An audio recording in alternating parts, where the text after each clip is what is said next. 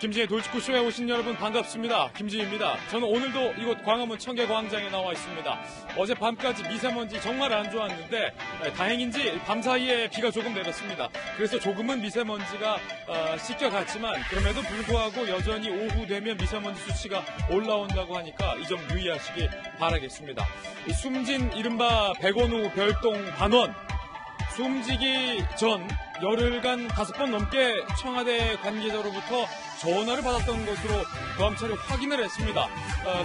숨지기 전 고인은 주변 지인들에게 청와대로부터 계속 전화로 와서 수사 상황을 묻는다면서 괴로움을 토로한 바 있습니다. 고인이 숨지게 된 배경에 혹시 이 청와대에 잦은 전화가 있었던 건 아닌지 하는 의구심이 검찰 내부에서 나오고 있는 상황입니다. 잠시 후에 이 새 뉴스 상세하게 분석해 보겠습니다.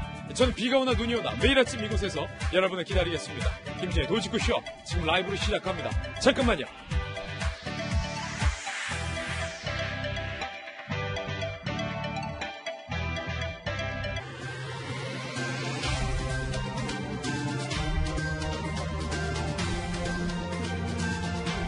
신문 읽어주는 남자입니다. 청와대의 이른바 하명수사 논란이 더욱더 거세지고 있습니다. 게다가 숨진 백원우 별동 반원이 숨지기 전 청와대 관계자와 집중적으로 통화를 한 사실을 검찰이 추적해냈습니다. 과연 어떤 통화였길래 이 고인이 그렇게 심적으로 힘들어했었던 걸까요? 잠시 후에 이 이야기, 오늘 새롭게 제기된 뉴스 의혹 전해드리겠습니다. 오늘 조간신문 어떤 뉴스 보도하고 있는지 지금부터 저와 함께 하시죠. 먼저 동아일보입니다. 김우중 전 대우그룹 회장이 타계를 했습니다. 어제 밤 사이에 전해진 뉴스 속보입니다. 1년여 투병 끝에 어젯밤 향년 83세로 타계를 한 겁니다. 가족장으로 치러지고요. 3일장이 예정이 돼 있습니다. 12일 명절식이 예정돼 있습니다. 정말로 이 대한민국의 어두웠던 시절 기라성 같은 대우그룹을 세우고 그러면서 대우가 없어지기까지 한국의 근현대사의 한 축을 그었던 김우중 회장의 타계 소식이 밤사이에 들어와서 제일 먼저 여러분께 보도를 해드립니다. 자, 고인의 명복을 기원하겠습니다. 다음 신문입니다. 이번엔 조선일보입니다. 참 희한한 일이 벌어졌습니다. 청와대가 누군가에게 전화를 한 사실이 밝혀졌는데 송철호 시장과 선거에 악연이 있는 민주당 전 최고위원 임동호 전 최고위원에게 청와대가 전화를 했다는 거예요. 자, 청와대는 검찰 출석을 앞둔 임동호 전 민주당 최고위원에게 이달 초에 전화를 한 사실로 알려지고 있습니다. 임동호 전 최고위원은 작년 지방선거 때 민주당에서 반발을 했었어요. 송철호를 울산에 단독 공천하는 건 이건 당원 당규 위반이다 라고 홀로 반발했었던 인물이 바로 임동호 전 최고위원입니다. 검찰에서 임동호 전 최고는 아는 대로 말할 것이다. 자, 그의 입에서 이 결정적인 진술이 나올 것으로 검찰은 기대를 하고 있습니다. 검찰 출석을 앞두고 청와대가 송철호의 정적인 임동호 전 민주당 최고위원에게 전화를 한 것 혹시 무엇을 알고 있느냐를 캐묻기 위해서 아니냐 아니면 입막음을 하기 위해서 아니냐라는 의혹마저 제기되고 있습니다. 잠시 후에 이 새로운 소식도 상세하게 전해드리겠습니다. 다음 신문입니다. 이번엔 중앙일보입니다. 자, 어제 한국당 원내대표의 심재철 의원이 당선이 됐습니다. 친황 견제론도 작용을 했고 그리고 대여 투쟁, 투사형 사령탑에 대한 기대감도 작용을 했다. 중앙일보는 이렇게 보도하고 있습니다. 이 깜짝습니다. 많은 정치부 기자들은 이렇게 표현을 했습니다. 선거 전날까지는 초재선 후보들이 우세할 것이다. 이런 얘기가 돌았다는 거예요. 황교안 대표가 누구를 지지한다라는 얘기도 돌았다는 거예요. 이 모든 걸 뒤엎고 막상 뚜껑 열이 5선의 심재철, 3선의 김재원 커플이 당선이 됐다는 거죠. 당 내에 작용했던 과연 심리는 무엇일까? 황 독주에 대한 반발 심리가 작용했다라는 분석이 나오고 있습니다. 잠시 후에 짚어보겠습니다. 다음 신문입니다. 이번에 한겨레 신문. 자, 여야가 심재철 원내대표의 당선으로 뭔가 협상의 물꼬는 텄습니다. 한국당은 일단은 필리버스터를 철회하기로 결정을 했습니다. 대신 민주당은 일단은 공수처와 또 선거법은 뒤로 미뤄두기로 합의를 했습니다. 여야가 어젯밤부터 이제 예산안 협의에 들어가게 됩니다. 그런데 만약에 예산안 협상이 불발된다면 한국당은 다시 필리버스터를 꺼낼 수 있다라고 얘기를 하고 있습니다. 일단은 국회 안에서 냉전 상태인 국회 안에서 협상이 가동됐다라는 점에서 긍정적이긴 하지만 이게 언제든지 다시 냉전으로 돌아갈 수 있다는 점에서 긴장을 늦춰서는 안 되겠습니다. 다음 신문입니다. 이번엔 한국일보입니다. 1인당 평균 적자폭이 16세 때 2,867만 원, 인생 최대다. 사교육비는 758만 원으로 집계가 됐습니다. 통계청의 통계 결과입니다. 그래프를 한번 보시죠. 1인당의 생애 주기에 적자 그래프가 나와 있고요. 소비 그래프가 나와 있습니다. 노동소득 그래프도 나와 있는데 30세에서 60세가 흑자 구간이고 0세에서 30세까지가 적자 구간. 문제는 이 사교육비가 점점점 더 늘어나고 있다는 겁니다. 현재는 758만 원인데 이게 얼마로 뛸지 모른다라는 점에서 아이 기르는 부모들이 불안해하고 있는 지점이기도 합니다.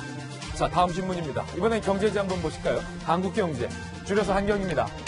세계적 경제학자 로버트 베로, 미 하버드대 교수의 특별 기고를 한국경제가 싣고 있는데요. 소득주도 성장에 대해서 강하게 비판을 하고 있습니다. 소득주도 성장이 아니라 소득주도 빈곤이다. 세계적 경제학자 로버트 베로는 이렇게 비판했습니다. 한국은 과거의 성공을 낭비하고 있다라고까지 했습니다. 경기 침체에 빠져든 한국, 성장률 저하는 수출 감소가 아닌 정부의 포퓰리즘 정책 탓이다라고 아주 날카롭게 꼬집고 있습니다. 경제지까지 들려드렸습니다. 지금까지 신문 읽어주는 남자였습니다. 네, 오늘 아침 저와 함께 등판한 등판 선수 소개해드리겠습니다. 자, 전직 검사 출신의 돌직구쇼 전담 변호사 김광선 변호사님 나왔습니다. 그리고 서울시의 정무 부시장을 역임한 민주당의 김영주 의원, 청와대 춘추관장 출신의 바르다박 선생 박정하 전 대변인 모셨습니다. 그리고 전직 앵커 출신 한양대학교 장희영 교수님과 돌직구쇼의 말의 힘 김도윤 박사님 나왔습니다. 모두 어서 오세요. 네, 오늘의 키워드도 세 가지 준비했는데요. 하나씩 살펴보시죠. 첫 번째 키워드는 늑다리. 북한이 트럼프 대통령을 향해서 늑다리라고 맹비난을 했습니다. 북한의 주특기죠. 인신공격 나왔습니다. 뭔가 북한이 절박하다는 겁니다. 군사 전문가들은 북한이 12월 25일 크리스마스 성탄절 전에 군사적 도발을 할 가능성이 상당히 커졌다라고 우려 섞인 분석을 오늘 내놨습니다. 잠시 후에 이 이야기 전해드립니다. 두 번째 키워드는 소크라테스. 황운하 청장이 소크라테스를 꺼내들었습니다. 소크라테스를 왜 꺼내들었을까요? 잠시 후 전해드립니다. 세 번째 키워드는 투쟁. 심재철, 김재원 커플의 깜짝 당선. 투쟁을 예고하고 있습니다. 그 속내도 파악해보겠습니다. 오늘 새로운 소식들 참 많습니다. 오늘의 탑뉴스로 시작하겠습니다.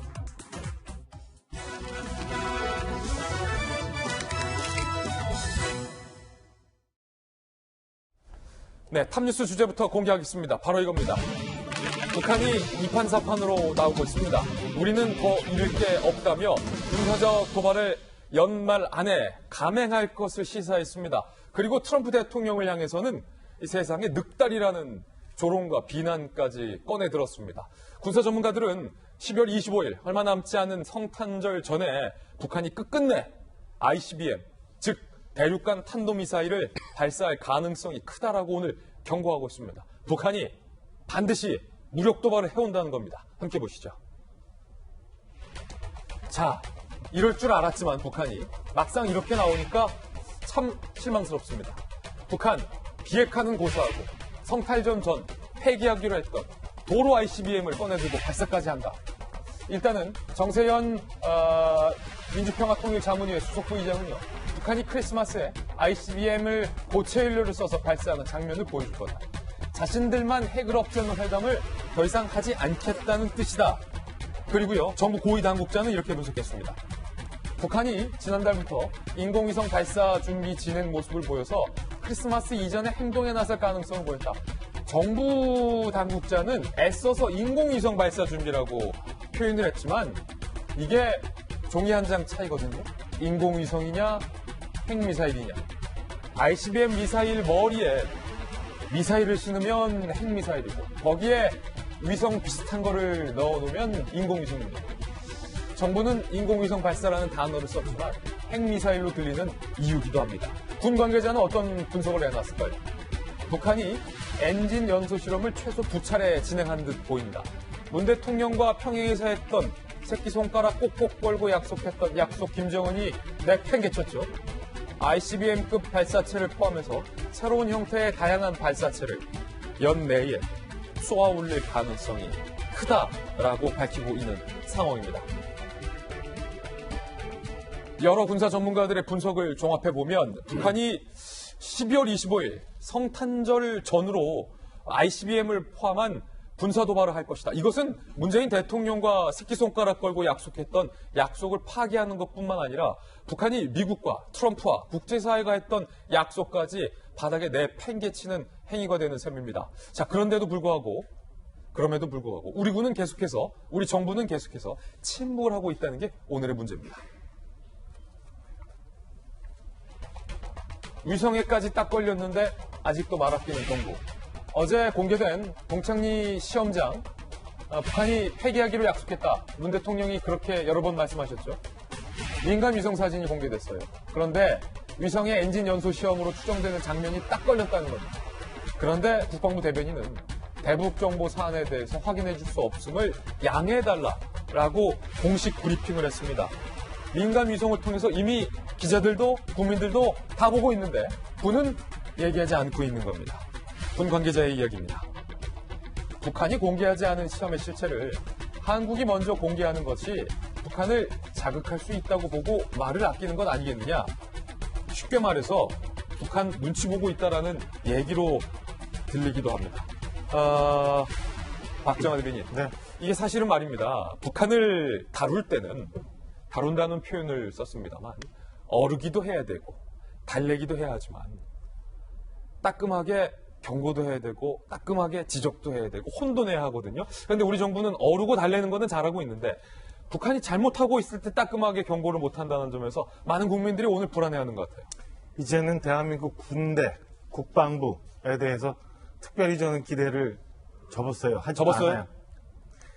이 그동안 얼마나 많은 일들이 있었는데 여태 아직도 저런 궤변을 풀어놓은지 잘 모르겠어요. 궤변에 대한 설명 조금 이따 말씀드리는데 지금 북미 간의 말폭탄이 엄청나게 왔다 갔다 하잖아요. 거기서 시작은 그래도 군부 출신 김영철이 했어요. 늑다리, 망령든 늑다리 뭐 이런 식으로 뭔가 저항을 하는 거를 군에서 해줘야 대항이 되는 거지. 그리고 뒤에서 누군가는 또다시 설득을 하고 하는 건데 지금 우리 군대, 우리 국방부는 너무나 조용한 거 아닌가 싶은 생각이 들어요. 그러니까 대북 감시 능력이 노출될까 봐 한국이 먼저 공개하는 것은 북한을 자극할 수 있어서 못한다?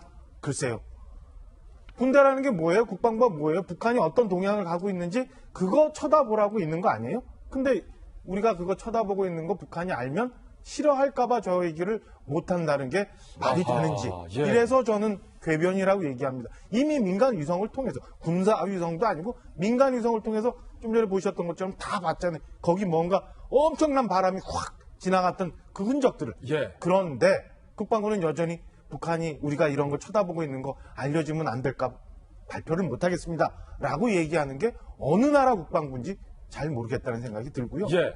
국방부 이러고 있으니 청와대 여태 아무 말도 안 하고 있고 NSC 마저 열지도 않고 이래서 저는 이제 모든 것 기대마저도 다 접었다라고 말씀드립니다. 예. 외교부, 통일부, 청와대는 달래고 어를 수 있어요. 그렇지만 국방부는 최소한 국방부는 저게 어떤 거고 우리 군은 다 쳐다보고 있고 어떤 상황에도 대응할 준비가 되어 있다. 이거는 분명히 이런 상황이다. 라고 국민들한테 얘기를 하고 나머지가 혹한하고 협의할 수 있도록 해줘야 되는 게 맞는 거 아닌가.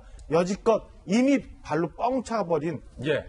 평양에서 있었던 9.19 남북군사 합의서에 눈 가리고 귀 먹고 했던 그 상황을 아직도 우리만 예. 북한은 이미 뻥 걷어찼는데 우리만 지키려고 저렇게 국방부 대변인이 말한 거에 대해서 처참한 심정을 느낍니다. 이게 근데 박정아 대변인, 제가 국방부 대변인이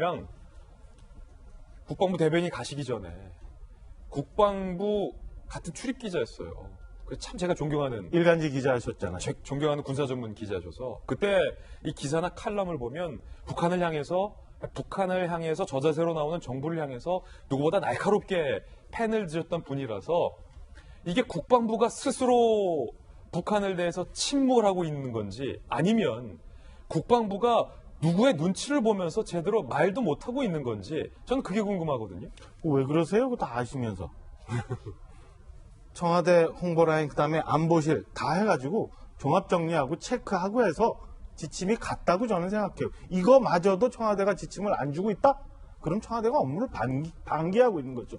국방부 대변인이 뭐 이렇게 큰 게 중대한 사안에 대해서 어떻게 혼자 판단하고 혼자 발표를 하겠습니까? 장관한테 지침 받았고요. 청와대한테 지침 받았고요. 그래서 본인은 하고 싶은 말 있지만 저렇게밖에 얘기 못하는 국방부 대변인일 거다라고 저는 추측합니다. 예. 자, 개인 견해긴 합니다만, 그러자 북한이 기가 살았습니다. 기고만장합니다. 트럼프를 향해서 늑다리, 망년등 늑다리라는 표현까지 꺼내들었습니다. 이런 것만 연구하는 팀이 있나 봐요. 함께 보시죠. 다 잃을 것. 트럼프의 북한 연달아 원색 비난하고 있습니다. 김영철이요. 우리는 더 이상 잃을 것이 없는 사람들이다. 이 말이 저는요. 좀 섬뜩하지 않으세요? 북한이 지금까지 말폭탄 꺼내놨는데 또 말폭탄이겠지 했는데 김영철의 이 말. 우리는 더 이상 잃을 것이 없는 사람들. 이 문장이 저는 왜 이렇게 섬뜩한지 모르겠습니다. 오늘따라. 날씨 때문인가요? 참을성을 잃은 늙은이다. 경솔하고 살망스러운 늙은이여서 망년등 늑다리로 부르지 않으면 안 될 시기가 다시 올 수도 있다. 시간 끌기는 명처방이 아니다. 라고 하고 있습니다. 그리고 이수영도 트럼프가 겁을 먹었다. 몹시 초조하겠지만 자업자득이라는 현실을 받아들이고 재앙적 후과를 보기 싫거든 숙고하라. 김영주 의원님이 이 북방 쪽 전문가시잖아요. 북한이 트럼프를 향해서 늑다리라고 부른 거는 뭐 북한이야 워낙 막말 잘하니까 네. 우리는 잃을 게 없다. 이 말이 왜 이렇게 저는 오늘 섬뜩하죠? 그것은 그동안에 북한이 해왔던 말하자면 벼랑끝 전술의 다른 말이라고도 볼 수 있습니다. 이제는 연말이 며칠 안 남았다라는 측면에서 이제는 갈 때까지 가보자라고 해서 그야말로 도 아니면 뭐 전술이라고 보여집니다. ICBM도 뭐 쏜다고 그런 네. 우려도 나오고 있잖아요. 그렇습니다. 그래서 지금 북한이 지금 최근에 뭐 미들베리 국제학연구소에 보이면 제프리 루이스 센터가 얘기한 거는 지금 이제 고체 연료는 아닌 것처럼 보입니다. 고체 연료는 동창리에서 감당하기에는 하중이 너무 크다. 그렇다면 액체 연료인데 그것은 RD-250이라고 하는 소련제 우크라이나에서 갖고 온 엔지니어들이 개발한 화성 14호를 엮어서 만든 백두 엔진의 2개 묶은 화성 15형의 플러스 알파형이다. 그렇게 보여집니다. 그런 거는 평소에 외우고 다니시는 거죠? 예, 그게 주로 2017년 11월 달에 최종적으로 화성 14호 정도 있었는데 최근에 그런 다양한 형태의 백두 엔진의 말하자면 플러스 알파 그 2개, 4개 묶음형들이 개발되고 있는 것처럼 신형이다. 보인다. 예, 그렇게 보여지고 지금 아까 정세현 전 장관 얘기는 고체 연료가 있다 그러면 사실은 고체가 더 훨씬 원활하거든요. 액체는 주입을 해서 쏘기 때문에 시간이 걸리기 때문에 지금 액체 연료로서는의 최대한의 어떤 최고의 무슨 순발력을 나타낸 마지막 테스트를 하고 고체까지도 할 수 있다는 것을 크리스마스 이전에 보여주겠다. 이런 것들이 아마 마지막 갈 때까지 가는 북한의 벼랑끝 전술이 아닌가 그렇게 보여집니다. 예. 자, 이 외교안보와 관련된 것은 워낙 예측 불가능한 영역이기 때문에 여러 가지 전문가들의 관측과 분석선에서 여러분께 전해드렸습니다. 이번에 저희가 준비한 본격적인 소식 전해드리겠습니다. 보시죠. 자, 청와대 민정실과 다수 차례 통화입니다. 고인된 이른바 백원의 별동 팀원이 숨지기 전 청와대 민정실에서부터 집중적으로 5번 통화가 걸려왔습니다. 무슨 통화 내용이었을까요? 고인의 죽음의 배경에 청와대와의 이 전화 통화는 얼마만큼의 영향이 있었던 걸까요? 함께 보시죠. 숨지기 전 열흘간, 자, 열흘간 5번 통화했다는 건 상당히 많은 겁니다. 열흘간 5번. 청와대 민정실 누구와 통화. 이미 이 백원호 팀은 청와대에 있는 분이 아니에요. 그때 당시는 검찰로 원대 복귀를 했어요. 검찰 소속인데 전 직장에서 예를 들어서 열흘 동안 5번 전화가 왔다는 거예요. 내가 직장을 옮겼는데. 백원호 팀 소속 숨진 A 수사관 극단적 선택 배경을 두고 청와대는 과도한 억측이 심리적 압박이 된 것이다 라고 검찰 탓을 했습니다. 하지만 야당은 청와대가 그 압박을 한 거다라고 비판을 하고 있습니다. 경찰은 A 수사관이 숨지기 전 열흘간 통화 상대의 인적 사항을 확보한 걸로 현재 알려지고 있습니다. A 수사관이 숨지기 전 열흘간 통화한 내역 중에 민정수석실 관계자 B씨와 5차례 통화를 한 내역이 나왔어요. 검찰 10여 명, 경찰 2명과 통화를 한 기록도 나왔습니다. 검찰은 A 수사관의 아이폰에 대한 잠금 해제를 시도하고 있습니다. 그 B씨와 어떤 통화를 했는지 내용을 들여다보겠다라는 겁니다. 김배윤 박사님, 네. 열흘 동안 5번이나 청와대에서 전화가 왔다. 이게 많은 겁니까? 적은 겁니까? 일상적인 겁니까? 청와대가 그렇게 한가한 조직인가 보죠. 열흘에 5번, 이틀에 1번 꼴로 청와대의 직원이 아니라 이미 동부지검 형사 6부에 나가 있는 검찰 관계자를 대상으로 전화를 하는 곳이 청와대 민정수석실인지 한번 되묻고 싶습니다. 그리고 문제의 핵심이라는 것은 이 사건이 이 특감반원이 숨지기 전까지 있었던 일련의 엄청난 대한민국의 뉴스가 쏟아지고 있는 상황 속에서 청와대 민정수석실의 관계자가 그렇게 전화를 한다는 것은 상당한 오해를 불러일으킬 수 있음에도 불구하고 도대체 누가 왜 이런 통화를 했는지 궁금하지 않을 대목이 없습니다. 지금 경찰에서는 열흘간의 통화 내역이 아니라 2달간의 통화 내역들을 달라고 원래 법원에 요청을 했습니다. 예. 그러니까 충분히 2달간의 통화 내역을 다 봐야 되는 것 아닙니까? 예. 근데 법원에서는 숨지기 전에 직전의 상황을 중심으로 봐야 되기 때문에 열흘에 대한 내용만을 공개한 상황으로 볼 수 있는데요. 이게 만약 열흘이 아니라 2달의 내용을 다 보게 됐으면 어땠을까라는 생각이 들기도 합니다. 왜냐하면 청와대 민정에 있다가 나가서 동부지검 형사 6부에 갔는데 거기가 어딥니까?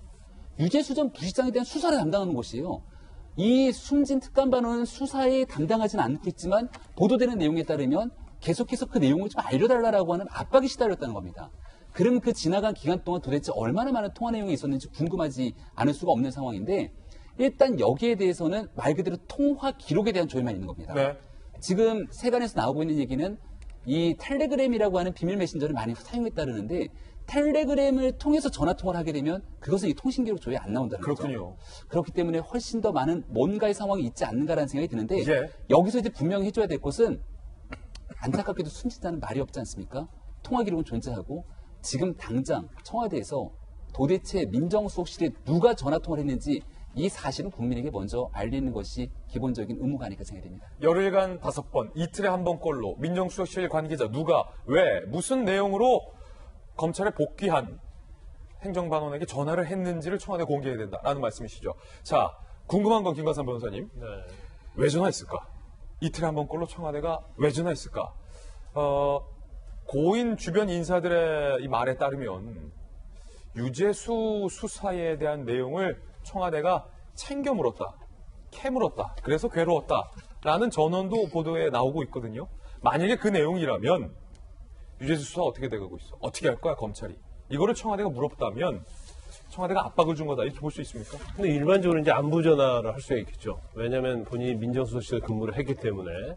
그런데 지금 검찰 수사관이 지인들한테 평소 때 그런 얘기 했다고 그러잖아요. 청와대에서 굉장히 전화가 많이 와서 괴롭다는 취지로 얘기했다는 걸 보면 청와대에서 온 전화 자체가 사실은 일반적인 안부 전화나 그런 평상적인 그런 게 아니고 일단 이제 수사와 관련된 걸 좀 알아봐 달라고 했을 가능성이 크다고 봅니다. 물론 이 검찰 수사관은 동부지검에 근무를 했는데 그 수사부가 속해 있는 곳에 있었는데 수사팀에서는 이제 배제가 됐다고 그래요. 그래서 관여를 안 했지만 결과적으로 보면 수사팀의 이론은 아니지만은 수사가 어떻게 돌아가는 것을 가장 잘 알 수 있는 그런 검찰 수사관이었다고 봐져요. 그렇다고 한다면 본인 입장에서는 어떻게 보면 일반적으로 이제 그런 거 있죠. 민정수석에 같이 근무를 했기 때문에 어떤 법적인 위반이 될 수도 있지만 인간적인 그런 거에 의해서 약간의 정보는 줄 수도 있다고 봐요. 예.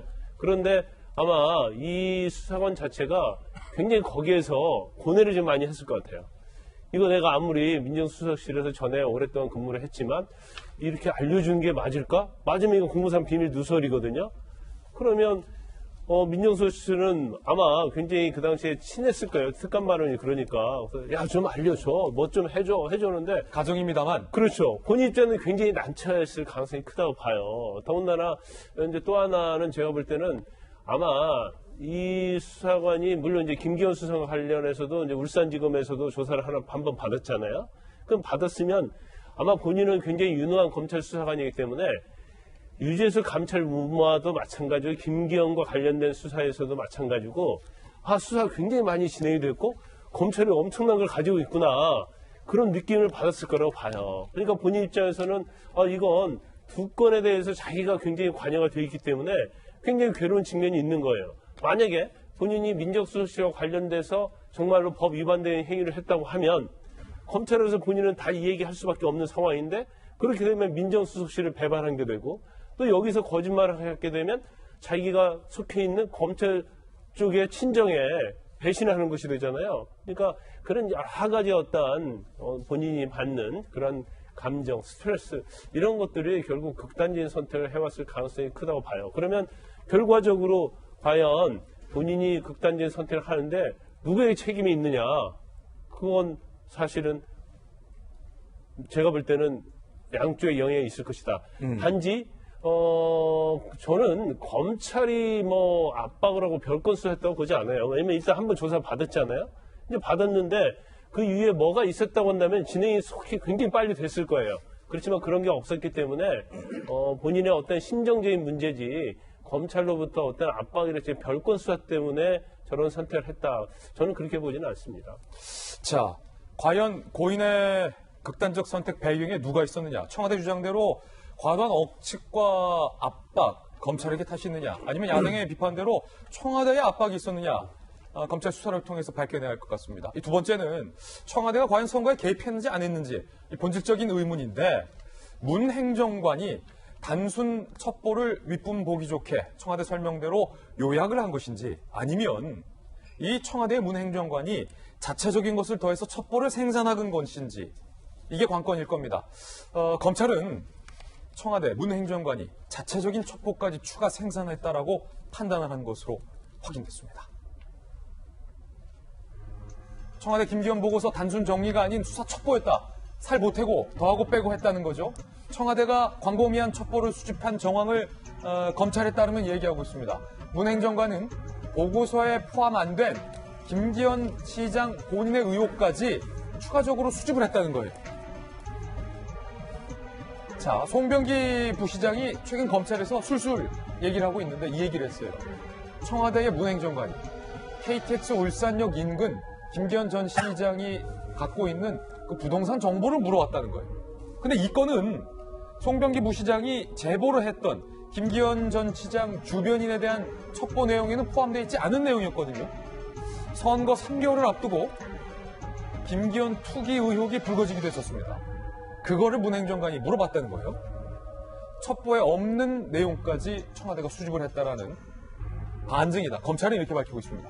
김기현 보고서 내용, 송병기 퇴임 후 상황이라 본인이 직접 알기는 어려웠다라는 것. 업체 선정 외압 의혹, 송병기 업무와 무관하다. 인사비리 첩보, 송병기 퇴직 이후 상황이다. 과연 그 김기현 첩보 보고서에 나와 있는 모든 내용을 송병기 부시장이 다 제보했다라고 보기에는 무리가 있는 내용들이 많다라는 거예요. 검찰이 의문을 제기하고 있는 겁니다. 자, 검찰은 청와대가 선거에 영향을 주려 의도적으로 확대 편집한 것은 아닌지 보고 있습니다. 검찰, 문 행정관이 작성한 보고서, 송병기 외 여러 명의 제보를 다양한 루트로 청와대가 재검증한 사실상의 수사 첩보다라는 것을 의심하고 있습니다.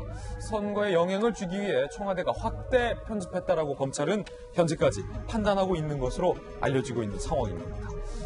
청와대에 계시던 박정화 대변인. 네. 청와대에서는 재차 청와대 해명을 계속 말씀드리지만 이 문 행정관은 송병기 시장이 SNS로 부시장이 첩보를 줘서 그거를 윗분 보기 좋게 정리한 거다. 이건 첩보 아니다. 라고 얘기하고 있거든요. 근데 검찰의 시각은 이렇게 다르네요. 그러니까 여러 번 말씀드리지만 사실은 청와대는 모든 걸 다 알고 있어요. 그러니까 지난주 했던 것처럼 뭐 느닷없이 캠핑장에서 만난 고래고기 같은 해명 말고 예. 진짜 있었던 얘기를 하면 돼요. 청와대 소통수석이 얘기했던 것처럼 청와대는 거짓말하지 않는다고 전제를 한다면 있는 거 그대로 보여주면 되는데 지금 앞서 쭉 우리가 그래픽에서 봤던 것처럼 굉장히 이상한 과정을 거쳐서 저 문건이 생성이 됩니다. 그러니까 경찰청에 넘어간 문건이. 근데 이 문건이라는 게 사실은 민주당의 홍익표 수석 대변인은 우연한 기회에 한 달 전에 할 수 있었던 문건을 청와대는 컴퓨터 안에 지금 있는 문건을 보여주기만 하면 되는데, 확인시켜주기만 하면 되는데 왜 여태 그런 걸 안 하고 있는지 잘 모르겠어요. 그러면 여전히 청와대가 뭔가 숨기고 있었던 것 아닌가라는 생각이 들고, 애초부터 청와대가 해명이 우선은 틀려요. 그러니까 노영민 실장 얘기한 거 틀리고요. 백원우 비서관 얘기한 거 틀리고요. 결정적으로 고민정 대변인이 애초에 조금 편집해서 넘겨줬다라고 해서 뭔가 이상하다 시작이 됐잖아요. 그랬더니 전 문무환 장관이 먼저 물어봤는지 아니면 송병기 부시장이 먼저 얘기를 해줬는지도 틀려. 그 다음에 내용을 지금 와봤더니 애초에 SNS 전화통화를 통해서 불러준 것만으로도 정리했다라고 했는데, 지금 보면 여러 채널을 통해서, 여러 루트를 통해서 가공이 된 것 같은 느낌이 들어요. 마지막 또 뭐 얘기가 나오겠습니다만, 송병기 부시장이라는 특정 선거 캠프에 있는 사람을 끝까지 숨기기 위해서 가명으로도 하고, 체포자를 특정 못한다고 또 보고를 하기도 하고, 여러 가지 석연치 않은 부분들이 있는데, 지금이라도 청와대는 다 모든 걸 얘기하거나 아니면 우리는 거짓말하지 않는다라고 하면서 일종의 수사기관 검찰을 압박하는 척 하지 말고 차라리 해명할 게 아니면 검찰 수사에 모든 걸 맡겨놓고 모든 걸 다 협조하겠다. 그리고 애초에 받았던 제보 내용은 이거고, 그 후에 경찰청으로 우리 민정수석실에 넘겨준 문건은 이거다라고 그냥 얘기하고 뒤로 빠져있는 게 오히려 떳떳한 거 아닌가라는 생각이 듭니다. 예, 애초에 알려지는 김기현 시장 주변에 관한 의혹이 담겨 있다라는 이 보고서에도 있지 않은 장 교수님, 예. 김기현 시장 본인의 어떤 부동산 의혹까지 청와대 문무행정관이 먼저 물어봤다라는 건 청와대 해명이 계속해서 바뀌고 있다는 것. 처음에 단순 이첩이라는 논리도 뒤집혔고 단순 편집이라는 논리까지 뒤집힌 거잖아요. 그러니까요. 지금 나오고 있는 청와대 발표들이 다 일단 뒤늦은 것도 문제지만 뒤늦은 해명이나 그 발표 내용 자체도 또 이게 제대로 확인을 한 것인가, 혹은 알면서도 지금 뭔가 두루뭉술하게 넘어가야 될 것인가라는 의혹을 재생산하고 있는 것이 지금 답답한 부분일 것 같습니다. 그러니까 지지자나 지지하지 않는 자들 모두에게 비난받을 만한 행동이 지금 계속 나오고 있는 게 좀 개인적으로도 안타까운데요. 말씀하신 대로 처음에는 김기현 측근의 비리였다라고 시작됐다가 지금 알려진 내용은 김기현 본인의 울산 그 역 관련돼서 무슨 부동산 투기 의혹을 선거 전에 갑자기 불거졌다. 이건 누가 봐도 선거 전에 개입하기 위한 어떤 정보라고밖에 할 수 없는 상황이거든요. 실제로 그 부분을 상대 후보가 굉장히 공략을 했었고요. 그 선거 전에서. 이러다 보니까, 그리고 내용도 지금 밝혀지는 게 단순히 그냥 얘기 들은 것을 단순히 그냥 받아 적은 수준이 아니라 한 사람이 아닌 여러 루트를 통해서 그것도 재차 확인 된 이런 내용, 정제된 내용들이 오다 보니까 이런 이야기도 있더라고요. 기사 보다 보니까 압수수색 영장 자체가 혐의 사실 이런 게 아니라 범죄 사실로 그대로 옮겨도 될 정도로 완벽하게 정제된 내용이 적혀 있었다. 이런 모든 것들이 상식과 일반적인 것에서 벗어나고 있는 이 상황에서 청와대의 답변은 일단 단순 편집 이런 논리였었거든요. 지금이라도 청와대가 조금 신뢰를 회복하거나 국민들에게 실망을 주지 않으려면, 그래 우리가 자체 조사했을 때는 이런 줄 알았는데 그 이후에 나오는 것들을 우리도 보니 조금 사실과 다른 내용이 있다. 좀 송구스럽고 조금 더 철저하게 우리도 좀 경각심을 갖고 지켜보겠다. 국민들에게 이런 이야기를 좀 하든지 해야 될 것 같아요. 계속 제19 감싸기가 어느 수준까지는 따뜻하고 훈훈하게 보일 수 있겠습니다만, 이게 과하게 되면 국민들의 신뢰뿐만 아니라 누구를 위한 정권이지 누구를 위한 지도자지라는 또 의문을 갖게 될 수가 있거든요. 이 부분에 좀 빨리 좀 이 태도의 변화를 좀 보였으면 하는 생각이 듭니다. 예, 청와대 문무행정관이 김기현 시장과 관련된 이른바 광범위한 광폭 첩보를 수집해서 생산했다라고 검찰은 판단을 하고 있는 것 같습니다. 물론 청와대는 이에 대해서 강력하게 부인하고 있는 상황. 그런데 이 시점에 새로운 인물이 오늘 새롭게 등장을 합니다. 민주당의 임동호 전 최고위원이 등장합니다. 청와대가 임 전 최고위원에게 검찰 출석 전에 전화를 걸었던 사실도 확인이 되고 있습니다. 청와대는 왜 임동호 전 최고위원에게 전화를 걸었으며 임동호 전 최고위원은 이 판에 왜 등장을 했을까요? 그게 오늘의 키포인트입니다. 함께 보시죠. 자, 임동호 전 최고위원은 이른바 민주당 내에서, 같은 민주당 내에서 송철호 시장과는 앙숙이자 선의의 라이벌, 이런 개념의 관계에 있는 분입니다. 송철호의 앙숙, 소환전 청와대는 왜 그에게 전화를? 퀘스천 마크. 오늘 저희가 묻는 질문이 울산에서 오래 활동해온 여권 정치인입니다. 임동호 전 민주당 최고위원, 울산시장 선거 개입 의혹 관련해서 오늘 참고인으로 조사가 예정돼 있습니다. 그런데 청와대가 이달 초에 임동호 검찰 출석에 촉각을 곤두세우며 전화를 했다는 거예요. 자, 왜 전화했을까? 임동호 전 최고위원은 울산시장 선거 당시 이 선거 내막을 가장 잘 알고 있는 인물이자 송철호 시장과 오랜 이 선거 악연으로 여권에 불리한 진술을 할 가능성이 크다라는 겁니다. 그리고 민주당 내부에서 송철호 시장에 대한 울산시장 단독 공천에 대해서 유일하게 반발을 했던 인물이기도 합니다. 자, 2016년 국회의원 선거 때 송철호 현 시장이 임동호 전 최고 동생 측에게 단일화, 출마 포기할 것을 요구한 사실도 있고요. 작년 4월 민주당 경선 없이 송철호 단독 후보를 공천했을 때 당원당규 위반이라고 임동호 전 최고위원이 반발을 하기도 했습니다. 검찰 내부에서는 이 임동호 전 최고가 결정적인 진술을 할 가능성에 대해서도 기대를 하고 있습니다. 자, 일단 임동호 전 최고는요, 송철호 등에 대해 내가 알고 있는 대로 검찰 가서 말하겠다라고 예고한 바 있어요. 총선 출마를 발표한 만큼 여권을 장악하는 진술을 피할 가능성도 동시에 나오고 있는 상황입니다. 일단은 김영주 의원님, 네. 임동호 전 최고위원도 송철호 현 시장도 모두 다 김영주 의원님께서 같은 민주당이니까 네. 다 잘 아시죠? 네네. 검찰에 일단 임동호 전 최고가 왜 출석을 하는 겁니까? 사실은 이제 임동호 최고는 2002년도부터 지방선거에서 그러니까 정치에 입문한 인물이고 또 막역하게 임종석 비서실장하고의 관계. 초기에 선거에 나왔을 때 임종석 비서실장이 한 달 이상 2012년 선거에서도 그 지역에 가 있을 정도의 막역한 사이라는 걸 알 수 있고요.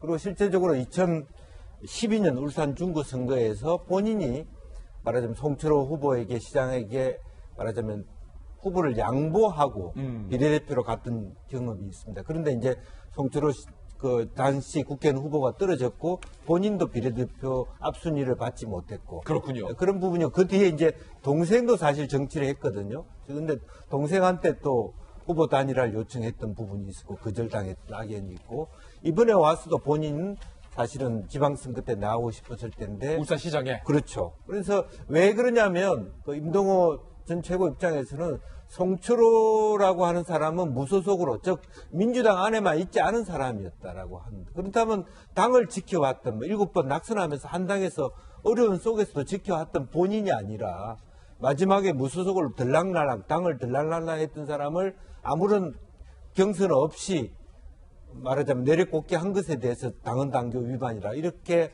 일정 정도의 어떤 악연이고 악감정을 갖지 않을 수 없는 그런 입장이었을 겁니다. 그래서 그럼에도 불구하고 사실은 당의 입장에서는 어쨌든 송철호 후보는 시장은 문재인 대통령하고 막역한 사이고 말하자면 최고는 예. 임종석 실장하고 막역한 사이라는 때문에도 또 예민한 지점들이 있다 그렇게 보여질 수 있겠습니다. 그렇다면 검찰 출석 전에 청와대가 왜 전화를 걸었을까? 이 부분이 사실은 오늘 조간신문들에서 관심을 받고 있는 부분이거든요. 여러 가지 추측들이 나오고 있습니다만 혹시 청와대가 임 전 최고를 검찰 출석을 앞두고 뭔가 민감한 내용을 얘기할까 봐 입막음을 하려 하는 건 아니냐 뭐 이런 추측도 현재 나오고 있습니다. 그러한 그동안에 이제 좋은 감정이 아니기 때문에 그동안에 이제 지난 지방선거 전후의 울산 상황이라는 걸 바삭하게 알고 있지 않겠습니까? 그러면 그동안에 예컨대 청와대나 혹은 민주당이나 혹은 뭐 어떻게 보면 환경부 장관이나 울산 지역을 내려갔을 때 이 부분이 과연 사전 선거 운동이 아니냐라고 검찰이 물어봤을 때 임 최고가 본인이 생각할 때 좀 과했다라든지 이렇게 좀 불리한 진술을 할 가능성도 있어 보이니까 그런 부분에 있어서 조금 더 입막음을 할 수도 있지 않았겠냐 생각이 듭니다. 얼마 전 보도에 하면 이 임동호 전 최고위원이 사실은 민주당 대표가 주재하는 최고위원 회의에서 지금 문건이 어떤 종류인지는 잘 모르지만은 이 울산시장 예. 김기현 전 울산시장에 관련한 제보 문건을 민주당 최고위원 회의에서 돌렸다는 거 아니에요. 예. 돌려서 이게 울산에서 현재 문제가 되고 있으니까 이거에 대해서 조사를 해야 된다라고 최고위원회에서 얘기를 했고 이후 이런 것들이 이제 연결이 되면서 박범계 의원 같은 경우는 이제 국회에서 내가 이런 제보 받았다라고 경찰 철저히 수사해라 이렇게 촉구까지도 했어요. 그러니까 임동호 전 최고위원이 왜 송철호 시장 관련해서 저런 행동을 했는지에 대한 동기가 임동호 최고위원을 수사를 하게 되면 나오는 거예요. 예. 그럼 과연 이게 우연치 않은 제보를 통해서 김기현 전 울산시장을 수사를 했느냐? 아니면 청와대, 뭐 민주당, 이 안에 또 울산에 있는 임동호 최고위원 뭐 등등 모두가 다 합쳐져서 무언가의 설계하에 이런 일들이 일어났느냐에 대해서 결정적으로 진술할 수 있는 사람이 임동호 전 최고위원이고 그 다음에 좀 전에 쭉 우리 의원님 말씀 주신 것처럼 처해 있는 상황이 청와대에 굉장히 불리한 진술을 할 수도 있고 어쩌면 내년 총선을 위해서 보호하려고 하는 진술을 할 수도 있고 하니까 굉장히 임동호 전 최고위원의 진술이 중요하다 이런 점을 오늘 조관은 지적하고 있는 거죠. 그렇군요. 자, 새로운 등장인물이 등장한 만큼 이와 관련된 수사 상황과 관련된 향후 소식도 계속해서 전달을 해드리겠습니다. 이번엔 저희가 준비한 세 번째 이슈 함께 봅시다. 연관된 소식인데요. 황운하 청장은 소크라테스를 꺼내드렸습니다. 소크라테스의 심경으로 검찰에 나가게 된다면 가겠다라고 밝힌 겁니다. 총선을 준비하고 있는 황운하 청장 직접 목소리로 일단 한번 그의 입장부터 들어보시죠. 대한민국 검찰은 수사를 할 때 미리 자신들의 머릿속으로 그림을 그려놓고 그 틀에 맞추어서 몰아가는 경향이 있어요. 그래서 이 사건도 하명 수사나 선거개입 수사라고 그림을 그려놓고 그 틀에 맞추어서 몰아가려고 지금 시도를 하고 있어요. 이번에는 검찰 뜻대로 절대로 안 될 겁니다. 그렇게 되지 않을 겁니다. 제가 이렇게 여론의 흐름을 보니까 이걸 하명 수사 프레임이다 공격하는 쪽의 논리가 점점 더 약해져요. 이게 서서히 실체가 드러나기 시작하더라.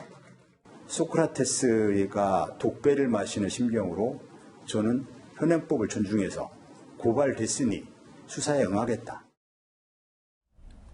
자, 황운하 청장은 계속해서 오히려 검찰이 나와 정부를 프레임으로 몰아가고 있다라고 주장을 하고 있습니다. 그러면서 나는 선거 하명 수사에 동원되지 않았다. 정정당당한 수사였다라고 주장을 하고 있습니다. 그런데 황운하 청장의 이 주장과는 다른 상황들이 속속 드러나고 있어서 논란입니다. 함께 보시죠. 자, 황운하의 지휘를 받았던 울산 경찰이 서울에 있는 경찰 본청에 이른바 거짓말을 하고 있다라는 새로운 의혹이 오늘 새롭게 나왔어요. 무슨 얘기인지 함께 보시죠. 2017년 12월, 지난해 1월 울산 경찰이 송병기 부시장을 2차례 참고인 조사하면서 퇴직 공무원 김땡땡의 가명을 울산 경찰하고 송병기 부시장이 둘이 같이 사용한 거예요. 이게 문제예요. 일단 송병기 부시장이 야, 내 이름 말고 김某某로 해줘 라고 했더라도 경찰이 부시장님 무슨 말씀이십니까? 여기서 이러시면 안 됩니다 라고 해야 할 그 경찰이 그러시죠 김땡땡. 어쩌면 경찰이 김땡땡으로 갑시다 라고 제안을 했는지도 모르겠습니다. 중요한 건 울산 경찰 송병기 두 분이 김땡땡이 합의를 했다는 거예요. 그럼 퇴직한 김땡땡은 뭔 잘못입니까? 자다가 지난해 2월 울산 경찰청은 김땡땡으로 송병기 부시장을 가명 조사한 뒤에 경찰청에는 거짓 보고를 했다라고 알려지고 있습니다. 본청이에요. 서울청에겐 제보자를 특정 못했습니다라고 보고를 합니다. 이건 황운하 청장이 대한민국 경찰청장을 물먹인 거나 다름없다. 경찰 관계자는 오늘 이렇게 얘기하고 있습니다. 그럼 지휘 계통을 건너뛰면서 울산 경찰이 왜 경찰청에게까지 허위 보고를 했을까? 송병기라는 이름을 왜 감췄을까? 이후 8차례 추가 보고 때도 울산 경찰은 본청에게 송병기의 언급을 안 했습니다. 거짓 보고한 정황도 나오고 있습니다. 대신 울산 경찰은 경찰청 말고 다른 기관을 택합니다. 어디? 청와대에 제대로 된 직보를 했다라는 의혹이 오늘 제기됐습니다. 결국 본 경찰청 제끼고 제치고 청와대와 울산 경찰이 황운하 청장이 직거래한 건 아니냐라는 의혹까지 나오고 있는 상황입니다. 장희영 교수님, 방금 황운하 청장이 나는 청와대로부터 하명받지 않았다. 나는 선거에 영향을 주는 수사를 하지 않았다. 라고 주장을 했지만 그렇다면 왜 김땡땡 가명을 울산 경찰이 써준 겁니까? 그리고 왜 본청에게 이거 보고 안 한 겁니까? 김땡땡 가명을 썼다는 것, 그리고 경찰청에는 울산 경찰청이 보고할 때 송병기라는 사람의 이름조차 언급하지 않았다는 건 팩트인 거죠. 예. 그게 팩트라면, 이게 저 의혹이나 추측이 아니라 이게 팩트라면, 저는 그 황운하 총장이 본인의 북콘서트에서 뭐 하명 수사라는 프레임을 만들어서 검찰이 일종의 억지 수사를 한다, 이런 식의 비난을 할 자격이 있는지, 지금 저는 팩트인 걸 다시 한번 여쭤본 이유는, 추측이면 이게 또 제가 또 괜히 한쪽을 그냥 원색적으로 비난하는 것밖에 안 되니까, 저도 양극단에서 그런 중심을 좀 지키는 입장에서 이야기를 한다면, 사실상 저는 이번 수사를 보면서 과거에는 검찰 권력이나 또 권력자들이 이렇게 프레임을 억지로 만들어서 수사하는 거에 저도 굉장히 불만이 있었던 사람인데, 전 사실 이번 사건은 처음에 윤석열 총장이 조국 씨 수사 시작할 때부터 보복 수사다라고 프레임을 먼저 씌운 게 누구였었죠? 저는 의혹이 있는 것들을 제대로 수사를 시작하고 있는 시작 단계에 아직 제대로 다 수사도 못한 상황에서 의혹이 이만큼 많은 걸 하나하나 수사하려는 단계에서 이미 검찰 개혁이다, 이거는 보복 수사다, 검찰을 개혁해야 된다라는 이 프레임을 가지고 온 국민들 중에 서초로 몰리게 하고 광화문으로 몰리게 하고, 이런 저는 이 정치인들의 이 싸움에 굉장히 질린 사람으로서 지금 저는 황운하 청장이 본인이 지금 한 것들, 팩트로 나와 있는 이런 것들을 한 사람이라면 이렇게 상대방을 비난하면서 하명 수사라는 프레임으로 검찰 전체를 또다시 검찰 개혁이라는 프레임으로 쓱 그 일반화의 오류라 그러나요? 논점 이탈의 오류라 그러나요? 우리 많은 오류들 배웠잖아요. 그 오류를 왜 이용하려고 하는지 정확히 잘 모르겠습니다. 네. 그리고 지금 누가 봐도 지금 이러잖아요. 지금 울산경찰청이 이렇게 한 것에 대해서 우리가 지금 경찰청 자체가 문제다라고 이야기하지 않잖아요. 예. 경찰청을 패싱하고 바로 청와대로 갔다라고 이야기를 하듯이, 그 당시에 검찰 중에 고래고기 수사한 그 검찰팀이 있다면 그들이 한 행동 자체를 지금 너무 검찰 전체라고 또 역시 만들어서 억지로 검찰 개혁으로 몰고 가려는 지금 이런 논리가 와닿지가 않아요. 그러니까 어느 정도만 설득력이 있으면 일부는 쓱 내가 설득이 돼서 그럴 수도 있겠다 할 텐데, 점점 지금 이야기를 하고 있는 것들이 설득이 되기보단 점점 더 믿었던 신뢰까지 깨지고 있는 상황이거든요. 전 이 부분에 대해서 차라리 지금 의혹이 있는 당사자들은 입을 닫고 좀 수사를 받고, 이렇게 팩트로 나와 있는 것들이 나올 때마다 더 적극적으로 변명을 하려고 할 게 아니라 오히려 좀 숙연해져서 이제는 수사 상황을 지켜볼 때까지 온 것이 아닌가 하는 생각입니다. 여러 수사를 직접 지휘하셨던 검사 출신 김광산 변호사님께서 보시기에, 만약에 김광산 검사가 김진 참고인을 검찰이든 경찰이든 소환을 했어요.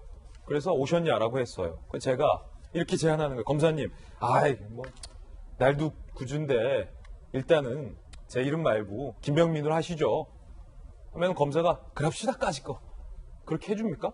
아니, 그렇게 되면 안 되겠죠. 그러니까 그 검찰에 오는 까짓 거 그렇게 사람들이, 해줍시다. 검찰이나 경찰에 오는 사람들은 자기가 항상 조사를 어떻게 받느냐에 따라서 이해관계 대립이 되잖아요. 어떤 사람에게는 득이 될 수 있지만 어떤 사람에게는 손해가 될 수 있는 거거든요. 그래서 사실 이제 검찰, 경찰에 나와서 이 얘기하는 걸 꺼려요. 원수지간이 아니면. 그러면 모든 사건에 있어서 내 이름 가명으로 해주세요.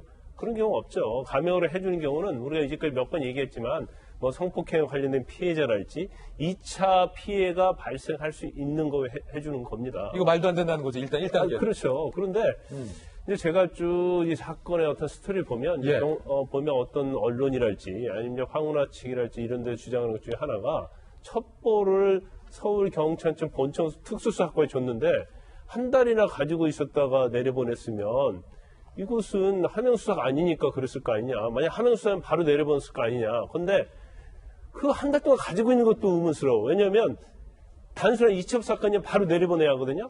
근데 한 달 동안 가지고 있으면서 서울에서 수사를 할지 아니면 뭔가 교류가 있었을 가능성이 크다고 봐요. 그래서 이제 내려보냈는데 또 중요한 것 중에 하나가 수사를 하잖아요. 그러면 당연히 제보자가 누군지 청와대에서 알잖아요. 예. 그럼에도 불구하고 경찰청을 패스를 했다? 그것은 경우에 따라서 이게 가정이에요. 청와대에서 직보해. 경찰청에 보고할 필요가 없어. 그렇게 이 얘기했을 가능성도 어느 정도 존재한다고 봐요. 본청 건너뛰어. 그렇죠. 우리한테 직보를 해. 이 사건에 대해서는. 그렇게 됐기 때문에 저렇게 되지. 그렇지 않으면 일반적으로 경찰청에 수사하는데 어떻게 본청에다 보고를 안 올 수가 있습니까? 그거는 지휘계통상 어떤 경우입니까? 그럼 만약 본청 아닌다는 건. 그런 경우 없죠. 한 번도 없다. 그럼 말도 안 되는 거죠. 더군다나 청와대는 단순한 이첩기관이기 때문에 이첩기관에게 왜 보고를 하는 거예요? 그건 사실은 공직에 있던 사람들은 다 그 부분을 이해하지 못할 거예요. 이게 수사 계통의 ABC상 본청에게 보고를 거짓 보고한다는 건 이건 있을 수 없는 일이다. 있을 수 없죠. 또 보고를 다 반드시 해야 하는 거죠. 예. 그래서 이 부분을 좀 이해가지 않고 일단 검찰은 그런 것 같아요. 제가 볼 때는 수사 진행 사람 보면 이미 이건 하명 수사 맞다고 확신을 하고 있다고 저는 봐요. 이건 하명수사 맞다. 그렇죠. 그래서 이제 수사하는 것도 쭉 보면 아까 이 얘기를 했습니다만 압수수색 영장도 보면 첩보 문건, 청와대에서 내려온 문건에 의해서 압수수색이 이루어졌을 뿐만 아니라 SNS에서 제보가 됐다고 하면 민정수석실에서는 권한이 없잖아요. 그럼 이거 당연히 받지 않았는데 받았는데 검찰은 어떻게 생각하냐면 이거 제보 받은 거에 한 발짝 더 나가서 여기저기서 첩보를 수집했다고 보고 있는 거예요. 근데 송병기 부시장이 사실은 제보 문건을 준 사람이잖아요, 지금 외관적으로는. 근데 나한테도 그 첩보 문건을 작성한 문행정관이 여러 가지로 김기현 전 시장에 대해서 비리에 대해서 물어봤다는 거 아니에요? 그럼 이건 첩보를 받은 거고 첩보를 수집한 거죠. 근데 이런 거 여러 가지를 보면 이제 검찰은 그렇게 생각을 하고 있는 거고.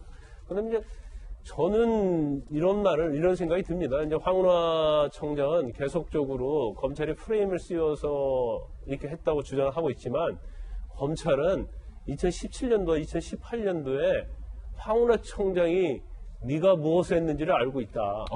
저는 제가 다 알고 있다고 봐요. 지난 여름에 뭘 했는지. 그렇죠. 검찰은 그래서 다 알고 있다. 그렇죠. 그 알고 있는 내용을 지금 확인하는 작업을 하고 있다고 저는 봅니다. 그럼 여기서 궁금한 건 말이에요. 김관선 변호사 수사를 해봤으니까, 지휘를 해봤으니까 제보자를 감형 처리하는 경우도 없고 수사를 받는 사람을 본청에게 건너뛰는 거 있을 수 없다고 하잖아요. 있을 수 없는 일들이 지금 여러 차례 나오고 있잖아요. 더욱 울산 경찰이 8차례나 본청에게 추가 보고를 할 때도 제보자는 특정 못했다. 그 본청 너네는 알 거 없어. 라고 감추고 거짓말을 했다라는 것도 있을 수 없는 일이라고 하고 있는데 있을 수 없는 일이 이루어지게 된 이유가 뭘까? 왜 울산 경찰은, 황운하 경찰은 본 경찰청에게 끝끝내 거짓 보고를 했을까? 그 참고인 진술조서에 참고인 송병기 적으면 어떻게 되겠어요? 송병기 부시장이 2017년도 8월 달에 송철호 울산시장 캠프에 이제 공식적으로 출범하지는 않습니다만 비공식 캠프에 들어가서 정책을 총괄하는 일을 했다는 게 지금 나오고 있잖아요. 이게 2017년 8월 달입니다. 본인이 울산에서 몸담고 울산시청을 퇴직했던 건 2015년의 일이에요. 근데 지금 드러나고 있는 여러 의혹들은 15년에서 17년 동안에 있었던 사이. 이때는 송병기 부시장이 어디에 있었냐면은 울산시 산하에 있는 기관이 있습니다. 그러니까 본청에서 일어났던 내밀한 내용에 대해서 명확히 알고 있냐라고 하면 이것을 그대로 엮기도 어렵다는 거 첫 번째. 그러면 경찰이, 네. 울산 경찰이, 황운하 경찰이 판단을 했다는 거예요. 만약에 이 내용이 상대 캠프에서 나왔다는 것을 본청에게 보고하게 될 경우, 야, 그거 이럴 가능성이 있기 때문에 퇴직 공무원 김땡땡이라고 그럴듯하게 울산 경찰이 포장했다는 거예요. 그럴 가능성을 배제할 수가 없다는 거죠. 왜냐하면 황운하 청장이 들어오고 나서 수사팀 다 교체했잖아요. 예. 그리고 여기에 대해서 가명으로 참고인 조사를 받아갖고선 이 가명으로 들어간 사람은 분명하게 정치 캠프에 몸담은 사람인데 이 내용을 바탕으로 참고인 조사를 쓰게 되면 수사의 공정성에 문제가 생기잖아요.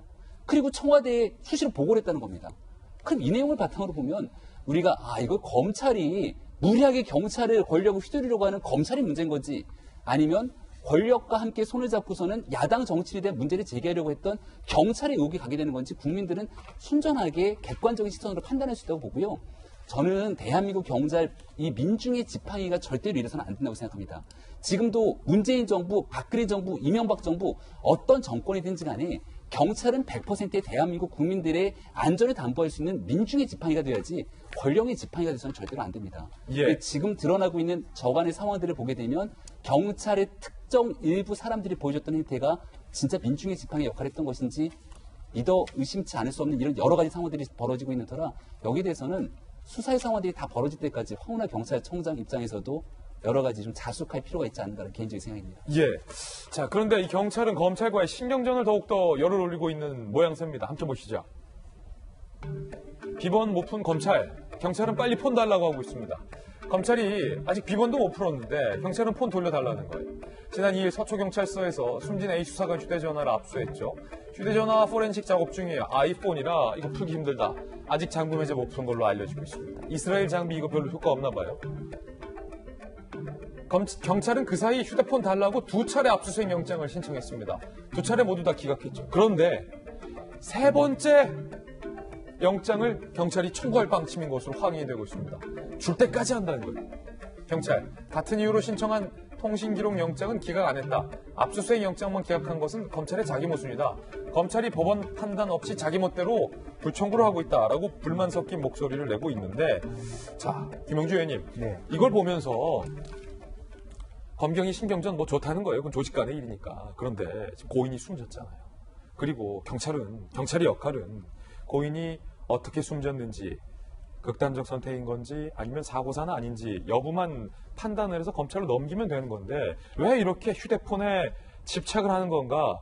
이럴 때 휴대폰에 집착하는 것 때문에 사건 본질은 흐려지지 않을까? 사실 이게 좀 걱정되는 거예요. 그렇습니다. 이제 이쯤 되면 사실은 본질이 휘발되는 그런 경우라고 봐야 되겠습니다. 이제 기싸움이고 이것은 검경 수사권의 어떤 전선으로 확대되는 듯한 부분이고 경찰이 가지고 있는 자기의 기존의 어떤 최소한의 어떤 그 역할을 뛰어넘어서 다른 역할을 더 달라라고 요구하는 부분이라고 보여지고요. 어쨌든 검찰 입장에서 전체적으로 경찰의 수사 지휘권이 현재 존재하기 때문에 검찰들의 지휘를 받을 수밖에 없는 여건을 경찰이 인식하고 정리를 해야 되는 수순이 아닌가 그렇게 생각이 듭니다. 예. 자, 이 경찰청 입장에서는 사실 울산 경찰에게 한번 당한 거거든요. 제대로 허위 보고를 받았기 때문에 일단 그 경위를 파악하고 경찰 본청이 어떻게 된 건지 입장을 좀 밝혀야 국민들의 궁금증을 여러 개 중에 단 하나지만 풀어줄 수 있을 것 같다는 생각도 덧붙입니다. 이번엔 저희가 준비한 4번째 이슈입니다. 국회로 가보겠습니다. 자, 국회에 작은 변화가 있었습니다. 대화조차 없었던 국회에서 일단은 협상과 대화는 시작됐다라는 측면에서 긍정적이라고 볼 수 있겠습니다. 심재철 신임 원내대표가 당선되면서부터 이 대화의 물꼬가 일단은 시작이 됐다. 그렇지만 언제든지 다시 얼어붙을 수 있다는 점에서 긴장을 늦춰선 안 된다. 이렇게 풀이할 수 있겠습니다. 심재철 신임 당선자 원내대표의 목소리부터 한번 들어보시죠. 저 심재철은 계파가 없습니다. 이번 경선 과정에서 이른바 황심이 언급됐습니다. 하지만 저는 황심은 없고 황심은 절대 중립이라고 확신합니다. 황심을 거론하며 표를 구하는 것은 당을 분열시키고 망치는 행동입니다. 당대표로서 제대로 모시면서도 직원도 하고 쓴소리도 마다하지 않겠습니다. 이게 사실 재밌는 게 박정희 대표님, 김영주 의원님 뭐 정치부 다니시니까 아시겠지만 심재철 원내대표가 당선되리라고는 사실은 이 국회 출입하는 저희 기자들도 솔직히 예상 못했거든요. 주말까지만 해도 야, 황 대표가 미는 사람은 누구누구야 뭐 이게 있었어요. 그리고 초재선이 미는 사람은 누구누가 이게 있었어요. 그런데 이게 이렇게 뒤집혔다라는 거는 이 당내에서 도대체 무슨 메커니즘이 작동한 건가요? 글쎄요, 이제 아무도 예상 못했고 사실은 이렇게 쏘곤쏘곤했던 그 영향이 많이 미쳐질 거라고 생각했는데 일단 의외의 결과가 나온 거는 제가 볼 때는 복잡한 이 자유한국당 내의 속내가 좀 반영된 거 아닌가 싶어요. 일단은 그 전에 있었던 친박 비박의 개파색이 많이 좀 흐물어졌고 이 친박마저도 영남권 친박과 수도권 친박이 또 갈라지는 것 같아요. 어디 친박이냐? 갈라지는 것 같고 그 다음에 초재선 의원들의 그리고 황 대표를 중심으로 한 어떤 당내 인적 쇄신이나 뭐 물갈이나 이런 세력과 또다시 중심을 중심으로 한 그건 아닌가벼 라고 생각하는 좀 저항해야 돼 이런 세력들이 또 엉켜있고 심재철, 김재원 두 분 합치면 선수가 뭐 몇 선이요? 8선이잖아요. 그러니까 그 교묘한 집합입니다. 그러니까 그래서 제가 볼 땐 여러 가지 복합적인 상황이 등장을 하면서 황교안 대표가 저렇게 독주하는 거는 좀 맞고 지역과 선수에 의해서 피해를 보지 않게 해주겠다고 하는 심재철 의원에 대해서 함께 줘야겠다라는 심정이 하나. 그리고 그래서 황교안 대표가 막 물갈이 하려는 거 좀 막아야겠다라는 중진들의 심리가 작용을 했고 또 하나 이상하게 김재원 의원이 꾀돌이잖아요. 예. 꾀돌인데 김재원 의원은 사실은 그 전에 나경원 의원 계실 때도 굉장히 많이 정치적 원내 조언을 했던 전략동이에요. 이 김재원 의원이 느닷없이 또 정책위 의장으로 또 앉았어요. 그러면 계속 이 원내대표의 원내 전략이 크게 바뀌지도 않는 계속되는 상황도 여전히 갈 수도 있다. 이런 해석도 할 수 있어요. 그러니까 굉장히 복합적인 상황에서 이런 결과가 나왔다. 그래서 지금까지 있었던 강경투쟁도 계속되면서 심재철 원내대표란 그 중진의 선수가 많은 노련한 정치인이 여당과 협상도 계속 진행하면서 자유한국당의 이익과 이해를 대변할 수 있게 하고 그러면서도 황교안 대표의 독주도 막고 이런 것들이 복합적으로 작용한 결과 아닌가 이렇게 해석을 하고 싶습니다. 자, 초선들, 재선들, 그다음에 중진들의 마음이 뭔가 한 방향으로 막 이렇게 가서 왈칵 표가 뒤집혔다는 건데, 그 중진들의 마음을 김재원 파트너 김재원 신임 정책위의장. 신임 정책위의장이 이 연설로서 훔쳤다는 후문도 들려오고 있습니다. 그 연설의 한 대목 들어보시죠. 투명인간처럼 살면서 주위에 있는 식당에 들렀다가 탁서를 하나 발견했습니다. 내가 내 편이 되어주지 않는데 누가 내 편이 되어줄 거야. 혁신하고 쇄신하더라도 우리는 우리 스스로를 존중해야 됩니다. 그래야 국민들도 우리 말을 존중해 줍니다. 자, 이 연설에 김영주 의원님, 네. 중진들이 듣다가 일부 중진은 눈물까지 흘렸다고 해요. 이게 무슨 짓입니까요? 이것은 그 대중의 심리를 정확하게 파악한 거죠. 황교안 체제에서 50% 물갈이라고 하는 것은 다선일수록 가능성이 높아지는 부분이고요. 또 초재선도 뭐 누구 하나 이렇게 만만하게 남아날 수 있다라고 생각하기 어려워요. 실제적으로 이분이 어디로 튈지 아직은 잘 몰라요. 황교안 대표 체제. 그렇기 때문에 우선은 좀 나를 사랑하는 그래도 예. 다선 의원들이 황교안 체제에 뭔가 결단적으로 말하면 뚝이 터졌을 때 막아낼 수 있지 않겠나 하는 심정. 그리고 8선. 방금 말 속에서도 마찬가지로 우리가 우리를 존중해야 된다. 그동안에 우리가 뭘 잘못했는데 이렇게 떠밀 수 있는 이제 그런 부분들이 있고요. 그래서 신선감을 주려고 하는 초재선들이 있었습니다만은 초재선의 원내대표가 지금 현대 원내대표가 할 일이 뭐가 있습니까? 내년 선거밖에 없어요. 선거밖에 8월까지 없다. 아무것도 할 게 예. 없어요. 그거 원내에 무슨 자리를 줄 것도 아니고 뭐 그런 상태에 있기 때문에 지금으로서는 총선에서 자기를 방어해 줄 수 있는, 지킬 수 있는 그런 소위 말하는 원내라고 하는 국회의원들이 기득권을 유지해 주고 나를 보장해 줄 수 있는 사람이 누구냐에 촉각이 갈 수밖에 없고 그런 대중의 심리를, 즉 원내원들의 심리를 잘 관통했다. 역시 그게 경륜 아닌가 그렇게 생각이 듭니다. 예, 반대로 말하면 네. 한국당의 강한 혁신, 강한 물갈이를 바라고 있는 선수 교체를 바라고 있는 쪽에서는 야, 혁신은 좀 물 건너간 거 아니냐 뭐 이렇게 생각할 수도 있겠네요. 뭐 당내 민주화라고 하는 것 자체가 사실은 혁신되기 어렵죠. 혁신이라고 하는 것은 한편으로 보면 당 구심의 리더십과 엄청난 힘인데 그게 네 맘대로 될 수 있냐. 그런 문제 제기를 하는 거죠. 예, 이 모습을 지켜보는 청와대의 심경은 어떨까요? 강기정 정무수석이 일단은 오랜만에 활짝 웃었습니다. 심재철 신임 원내대표를 찾아가서 우리 선배님이라고 호칭까지 했습니다. 대표님은 또 동양의 선배님이시기도 하시고 또 새로 정책위의장님은 오랫동안 술친구이기도 하고 나경원 원내대표님이 계실 때 사실은 더 제가 잘하고 대화를 원만히 잘 이끌어내야 되는데 제가 많이 부족하고 그렇습니다. 청와대와 야당과의 관계 이런 부분들이 잘 풀어졌으면 좋겠습니다. 그래서 국민들한테 보다 더 따뜻한 소식들, 희망적인 소식들 많이 안겨주는 그런 멋진 세월이 됐으면 하는 바람입니다. 일단 청와대는 웃었다라는 거예요. 개인적인 강기정 수석과 심재철, 김재원 의원과의 어떤 개인적인 인연도 좀 작동을 한 것 같고 생각해보면 얼마 전에 강기정 수석이 김재원 의원과 함께 또 술자리를 하는 사진을 공개하기도 했었잖아요. 바로 이 사진 말입니다. 오랫동안 술친구 맞는 것 같아요. 저 때가 정말로 삼엄했었어요. 청와대와 야당, 뭐 여야 간에 삼엄했을 때 일단 친구야 한잔하자 해서 둘이 했던 이 사진을 공개하기도 했었습니다만 일단 청와대 강기정 수석은 웃었다. 자, 이게 황 대표 쪽에는 그럼 과연 유리한 건가 불리한 건가 또 다른 셈법이긴 한데 일단 여야는 하나씩 주고받았어요. 국회 정상화의 실마리는 하나씩 제공되고 있습니다. 여야의 주고받게 국회 정상화에 일단 실마리. 어제 여야가 오늘 국회 본회의에서 예산안 민생법안 발의해서 처리하기로 합의를 했다는 거예요. 서로 하나씩 양보했어요. 한국당은 신임 심재철 원내대표가 우리 그런 필리버스터 안 할게. 대신 너네 오늘 본회의에서 선거법 얘기하지 마. 공수처법 얘기하지 마. 그러니까 민주당이 오케이. 안 할게. 우리 얘기 안 할게. 필리버스터 풀어. 해서 일단은 예산안까지는 국회가 정상 가동될 수 있게끔은 일단은 됐다라는 것에서 뭐 일단은 안도할 수 있습니까? 어떻습니까? 예. 그런데 저는 굉장히 안타까운 게요. 이렇게 어렵지 않은 거잖아요. 한국당이 원하는 건 아주 간단했습니다. 패스트트랙에 올라타 있는 두 개 법안에 대해서는 330일의 기간이 존재하기 때문에 여기에 대해서 기간이 도래하지 않았는데 이번 정기국회에 무리하게 올리지 말라는 거였어요.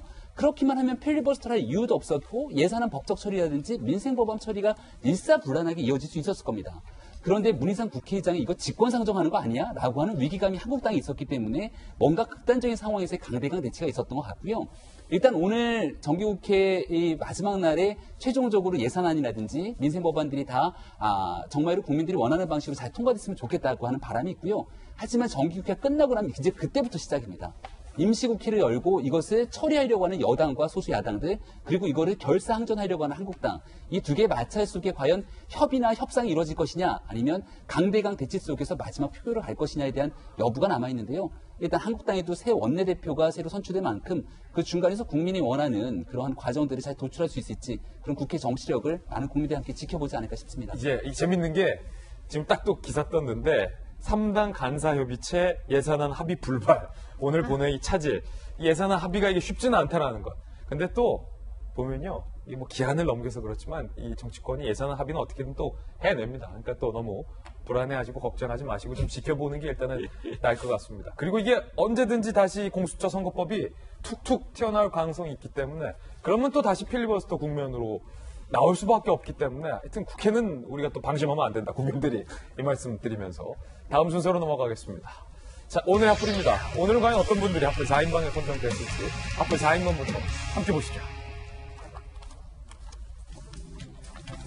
자, 김우중 회장 첫 번째 핫플이고요. 두 번째는 문재인 대통령이 U2의 멤버 보노를 만났죠. 그리고 세 번째는 이게 뜨겁습니다. 분유 사기 사건. 애들 먹는 걸로 장난치는 사람들은 하여튼 강력하게 처벌해야 됩니다. 네 번째는 최연소 핀란드 여성 총리. 하나씩 전해드립니다. 세계는 넓고 할 일은 많다라는 어록을 남긴 김우중 전 대우그룹 회장이 어젯밤 향년 83세로 타계했습니다. 폐렴과 알츠하이머 증세를 보이던 김 전 회장은 지난해 급격히 건강이 나빠져 입퇴원을 반복하게 됐는데요.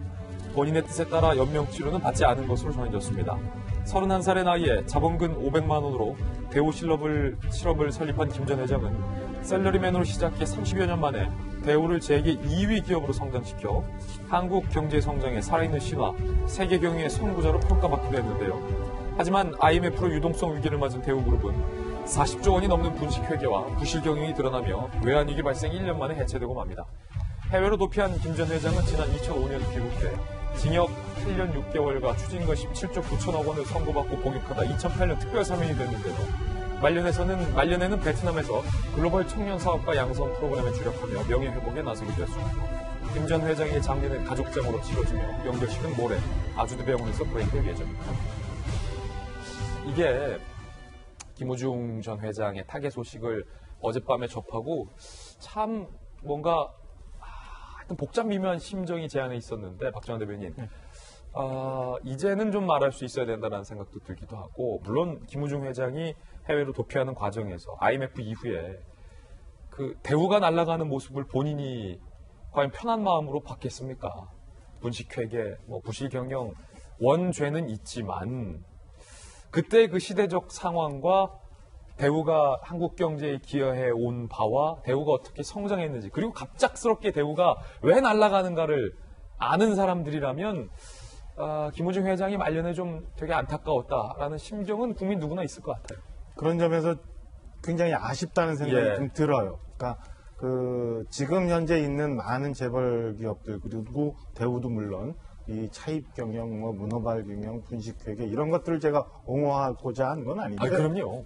김우중 회장이 생전에 썼던 세계는 넓고 할 일은 많다라는 거기서 나오는 그 부분. 그래서 말씀하신 것처럼 만약에 지금 상황에 대우라는 그룹이 계속 열심히 활동을 하고 있었다면 우리가 쳐다보지도 않는 동유럽에 가서 자동차 공장을 만들면서 거기서 자동차를 생산해내고 전 세계가 돌아갔으면 우리는 지금 우리의 경제 상황 우리나라는 어땠을까라는 생각이 좀 들어서 아쉽다는 생각이 들고요.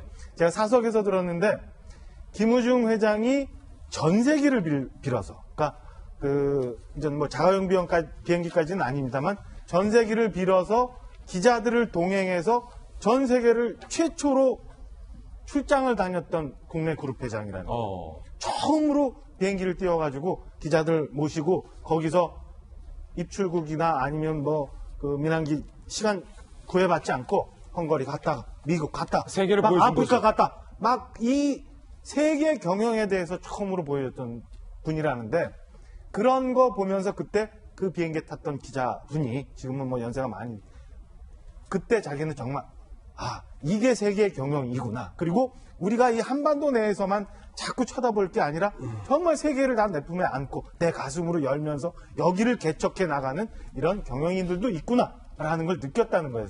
그런 점에서 다소 좀 더 활동을 많이 했다면, 그러니까 부정적인 면 말고 부정적인 면을 옹호하고자 하는 거는 좀 더 많이 활동을 김우중 회장이 하고 대우라는 그룹도 좀 더 많이 세계로 뻗어 나갔다면 지금 우리는 어떤 위치에 있을까라는 아쉬움이 오늘 아침에 좀 들었습니다. 예. 자, 고인의 명복을 다시 한번 기원하겠습니다. 이번엔 두 번째 하플 주인공입니다. 문재인 대통령이 어제 43년 만에 첫 내한 공연을 위해 방한한 록밴드 U2의 멤버 보노를 만나 화제입니다. 수석보좌관 회의까지 미루며 사회운동가로도 활약 중인 보노에게 남북 평화와 통일 메시지를 전하는 점에 대한 감사함을 전했는데 직접 들어보시죠. 우리 남북 간의 평화와 통일을 바라는 그런 메시지를 내주시고 여성들을 위해서 모두가平等할 때까지는 아무도平等한 것이 아니다라는 메시지 그렇게 내주실 것에 아주 공감하면서 또 감사를 드리고 싶습니다. I want to thank you also for your leadership in the peace process. 자, 그런데 문제는 북한이 중대한 시험을 발표하고 북미가 연일 말폭탄을 주고받고 있는 위기의 한반도 상황에서 안보 최고 책임자인 대통령이 록밴드의 멤버를 만나서 통일과 평화의 만담을 주고받는 것이 과연 적절하냐의 논란이 일고 있습니다. 현실을 잊은 듯한 모습에 우려 섞인 비판의 목소리가 이어지고 있다는 거죠. 그런가 하면 앞서 그제 열린 U2의 내한 공연에서 김정숙 여사가 등장한 점도 이목을 끌었습니다. U2가 Light My Way라는 여성 인권에 대한 노래를 부르며 상징적인 한국의 여성들의 모습이 스크린에 등장했는데 바이올리니스트 정경화, 또 이수정 교수, 설리 등을 비롯해서 김정숙 여사 얼굴까지 등장을 했다는 거죠. 이에 이날 관객으로 참석한 김정숙 여사를 의식한 일종의 퍼포먼스가 아니냐라는 비판도 일고 있습니다. 김강산 변호사님. 네. 일단 U2가 엄청난 반향을 많이 일으킨 것 같아요. 특히 이제 U2가 보컬이 반전, 평화, 그 다음에 남녀 평등 이런 주제로 노래를 많이 불렀고 무엇보다도 이제 베를린 장벽 붕괴되면서 영감을 받아가지고 원이라는 게 하나라는 거죠. 그래서 우리나라 현실과 상당히 오버랩되는 부분이 있습니다. 그래서 아마 이런 부분이 우리 현재 상황과 굉장히 U2의 어떤 노래가 음악과 직결이 됐다고 보고 있는 것 같아요. 그리고 김정수 여사가 사실은 또 공연 때 직접 갔습니다. 그런데 이제 저도 TV를 통해서 스크린에 나오는 인물들을 봤는데 방송에 나오신 분도 있더라고요. 같이 방송했던 분도 있고. 그런데 김정숙 여사가 굉장히 어떻게 보면 굉장히 훌륭하신 분이다 하더라도 현재 공연에서 얼굴을 과연 거기서 10인 중에 한 명으로 내보내는 것이 적절하냐. 그 부분은 좀 약간 물음표는 있을 수 있다고 봐요. 그렇지만 현 정부와 현재 어떤 평화의 프로세스와 굉장히 U2와는 연결성이 있기 때문에 이제 대통령도 직접 U2를 만났다고 봐요. 그렇지만 이제 한편으로는 우리가 좀 아쉬운 점이 이제 최근에 들어서 다시 2017년도로 돌아가는 그런 평화 프로세스에 그러잖아요. 그 당시 이제 화염과 분노, 전쟁까지 일어나는 거 아니냐 그랬는데 결국 로켓맨 얘기 나오고 또 늑다리 망령 이런 얘기 나오고 있어요. 그래서 현 정부가 사실 남북 문제에서 올인을 했음에도 불구하고 이게 만약에 어떤 성과로 나타나지 않고 또 2017년도로 돌아가면 또 그 당시와 지금 틀린 점은 이제 정부나 이제 대통령이 할 역할이 별로 없다는데 굉장히 안타까움을 느낍니다. 예. 핀란드에서 34살의 최연소 여성 총리가 탄생을 했습니다. 이름은 센나 마린. 핀란드는 내각 19명 중 11명이 여성이고 5개 정당의 대표들 또한 전부 여성. 10대 시절 빵가게에서 일하며 소수자 인권과 사회 불평등에 관심을 가지게 됐다는 이 센나 마린 총리는 노동자의 계급의 집안에서 자라 가족들 중 유일하게 고등학교와 대학을 마쳤다고 하는데 27살에 시의원에 당선되며 정치에 입문을 해서 올해 6월 총선에서는 재선에 성공하며 교통부 장관까지 맡았습니다. 세계 현직 지도자 중 최연소라는 타이틀까지 거머쥐게 됐습니다. 센나 마리는 내 나이와 성별에 대해서는 생각해본 적이 없다. 멋있어요. 정부의 신뢰 회복을 위해 할 일이 많다.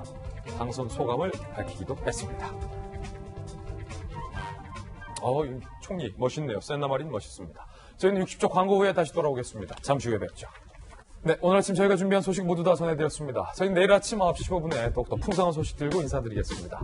오늘 하루는 분명 어제보다 나을 겁니다. 좋은 하루 되십시오. 고맙습니다.